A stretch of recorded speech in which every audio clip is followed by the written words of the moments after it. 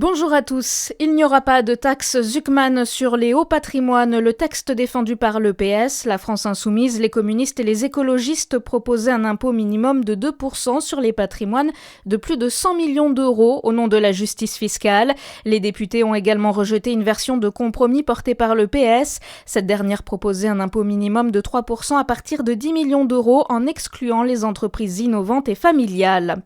Pour instaurer un dialogue entre les partis, Sébastien Lecornu demande à ses ministres de réunir les représentants des groupes.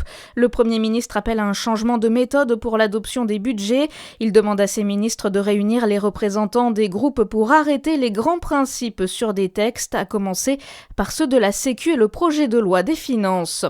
La demande de mise en liberté de Nicolas Sarkozy sera examinée le 10 novembre prochain. L'ancien chef de l'État a déposé une demande de mise en liberté le jour de son incarcération, le 21 octobre, à la prison de la Santé. Et Nicolas Sarkozy a été condamné à 5 ans de prison pour association de malfaiteurs dans l'affaire du financement libyen.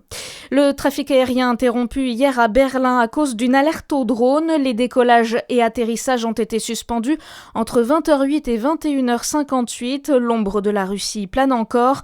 Plusieurs observations de drones ont été signalées ces derniers mois au-dessus des bases militaires et d'autres infrastructures critiques en Allemagne, mais aussi en Europe. L'acteur franco-turc Çeki Cario s'est éteint à l'âge de 72 ans. Il est connu pour ses rôles dans L'Ours et Nikita. Il s'était spécialisé dans les rôles sombres et violents. Vous avez aussi pu le voir dans Bad Boys ou GoldenEye. Il avait aussi joué le rôle du grand-père César dans Belle et Sébastien. Et puis du tennis, il n'y a plus de Français au Master 1000 de Paris-Bercy. Le tennisman de Monaco, Valentin Vachereau, a été éliminé en quart de finale par le Canadien Félix Auger-Aliassime. Défaite en 2-7, 6-2, 6-2. Voilà pour votre information. Bonne matinée à tous.